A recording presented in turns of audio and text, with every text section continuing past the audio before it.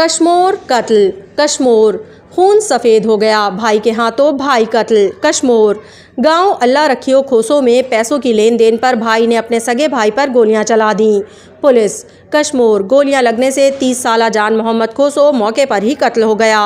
कश्मोर अपने भाई को कत्ल करने के बाद मुलजिम मौके वारदात से फरार हो गया। पुलिस कश्मोर पुलिस ने लाश को पोस्टमार्टम के लिए अस्पताल मुंतकिल कर दिया।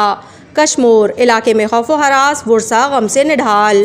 ड्यूटी ते वीआईपी ड्यूटी ते बिलाल सरदारी अचे पियो समझे जंहिं महिल हिते आयो मुताज पंप को ड्यूटी को बहन ते छा कंदो जेके खूह आहिनि इन्हनि जे ओपारे पासे थोरो आयुमि त 3 मुड़ुस आया मोटरसाइकिल ते अची करे मूंखे केरे छॾियो पहिरियों मोटरसाइकिल पोइ लठी वियो पोइ मां उथी मोटरसाइकिल जी वठां पियो त माथे कलेक्शन सिधी कयो पोइ हलिया विया चढ़िया मूंखे जेको धक आई असांखे मोटरसाइकिल पूरा करे हलिया विया।